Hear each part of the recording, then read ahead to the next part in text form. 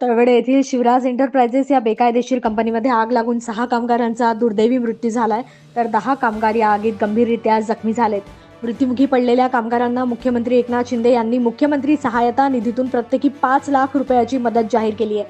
मात्र या आगीमध्ये जे कामगार गंभीर जखमी झालेत त्यांना देखील काही मदत मिळायला हवी, यासाठी मी प्रयत्न करणार. त्याचबरोबर भविष्यात अशा प्रकारच्या दुर्घटना टाळण्यासाठी महापालिकेने योग्य ती खबरदारी घेऊन कारवाई करायला हवी. मुळामध्ये याचे अजून काही कोणी मालक असतील किंवा त्यांच्या कायदेशीररित्या मालकी असेल त्याची माहिती पोलीस, आणखीन महापालिका आणि औद्योगिक सुरक्षेच्या संदर्भातली सगळीच यंत्रणा घेईल. मला असं वाटतं की ही एक अत्यंत कारुण्यपूर्ण अशी शोकांतिका आहे. अशा वेळेला आपण क्राईमचे इन्व्हेस्टिगेशन जरूर करावं, परंतु त्यामध्ये आता जे लोक जखमी झालेले आहेत त्यांचे उपचार आणि त्याच्यावर पण तेवढंच लक्ष दिलं पाहिजे. मला आत्ता इथे आल्यावर फार माझी भेट महत्त्वाची झाली. आत्तापर्यंत तुम्हाला कल्पना आहे की इतक्या वर्षामध्ये एवढं उपचार म्हणून भेट मी कधी दिली नाही आहे.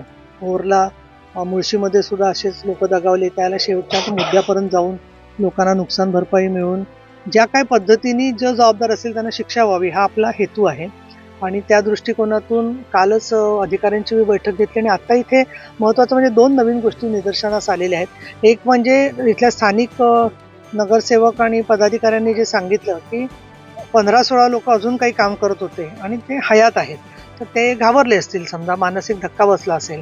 तर मी महापालिका आणि पोलिसांना सांगितलेलं आहे आणि त्याच्या स्थानिक लोकांनी सुद्धा सहकार्य करावं की त्यांचं काय आहे प्रत्यक्षदर्शींचं म्हणणं, त्यांच्याकडे अधिक माहिती असेल की जी आज आपल्याकडे जखमी लोकांना आपण विचारू शकत नाहीये, तर त्यांना सुद्धा समुपदेशन करून त्याचा धीर वाढवावा आणि त्यांना सुद्धा काही ना काही मदत देण्यासाठी मी नक्की मुख्यमंत्री एकनाथ शिंदे, उपमुख्यमंत्री देवेंद्र फडणवीस, उपमुख्यमंत्री अजितदादा पवार आणि महापालिकाचे सगळे अधिकारी यांच्याशी बोलीन की जेणेकरून पुढच्या इन्व्हेस्टिगेशनमध्ये मदत होऊ शकेल. दुसरा जो मुद्दा आहे तो म्हणजे या सगळ्या ठिकाणी रेड झोनमध्ये किंवा रेड झोनच्या बाहेरही धोकादायक परिस्थितीमध्ये जिथे उद्योगधंदे चालवले जात आहेत, त्यापैकी खास करून जिथे स्फोटकांचे स्फोट होतील किंवा अशा प्रकारे अपघात प्रवण ज्या गोष्टी आहेत त्याच्याबद्दल औद्योगिक सुरक्षेच्या संदर्भातले जे अधिकारी आहेत त्यांना मी सांगितलेलं आहे की तुम्ही एक यादी करून द्या की पूर्ण पुणे जिल्ह्यामध्ये ज्या ज्या ठिकाणी इंडस्ट्रियल इस्टेट आहे तिथे आणि इतरत्र इंडस्ट्रियल इस्टेट नाही आहे त्या ठिकाणी सुद्धा काय स्वरूपाचे आहेत असे उद्योगधंदे त्याच्याबद्दलचं तुम्ही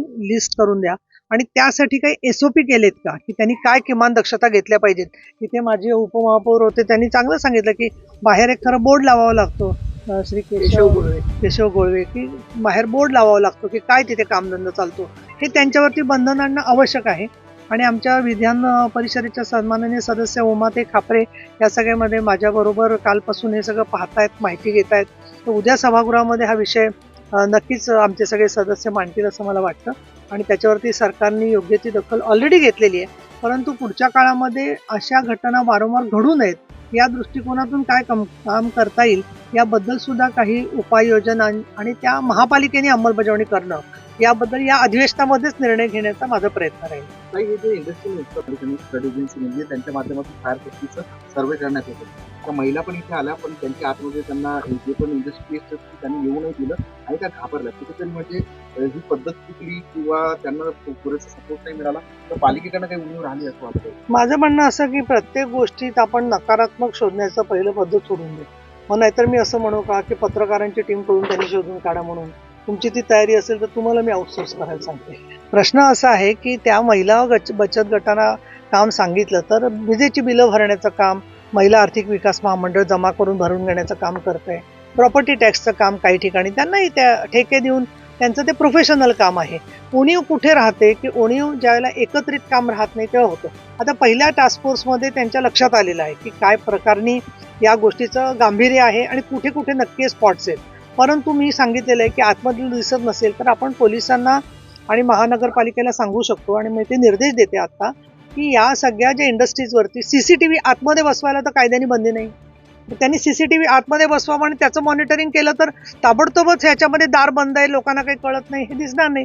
त्याच्यासाठी सुद्धा कोण विरोध करत असेल तर मग शेवटी आपल्याला कायद्याचा उपयोग करायला लागेल. परंतु मुळामध्ये कुणालाही आपल्याला बेघर करायचं नाहीये, कुणालाही रोजगारापासून वंचित ठेवायचं नाहीये, पण त्यांच्या जीवनासाठी जे सुरक्षिततेची आवश्यकता आहे तेवढी पावलं उचलण्यासाठी म्हणून महानगरपालिकेने ऑलरेडी पाऊल उचललं होतं. ते योग्य आहे आणि मला असं वाटतं की त्याच्यामधल्या डाटाच्या आधाराने अजून पुढचे सुद्धा मुद्दे स्पष्ट होतील. परंतु काही जे मुद्दे आहेत ते केंद्र सरकारच्या अखत्यारीतले आहेत, काही मुद्दे धोरणात्मक आहेत. पण यामध्ये लोकांनी सुद्धा आपण एक्सप्लोजिव्ह वापरतो इथे, त्याचबरोबर आपण परवानगी घेत असताना जर का कोणी शॉप ॲक्टच्या नुसार वेगळ्या कामाची परवानगी घेतली आणि वेगळंच काम करत असतील तर हे बेकायदेशीर आहे आणि त्याच्याबद्दल कायदेशीर परवानगी जर का मिळाली नाही आणि घेतली नव्हती आणि म्हणून कारवाई झाली तर मग मात्र कोणीही कुठल्याही पक्षाच्या लोकप्रतिनिधींनी मध्ये हस्तक्षेप करू नये असं माझं त्यांना आवाहन आहे.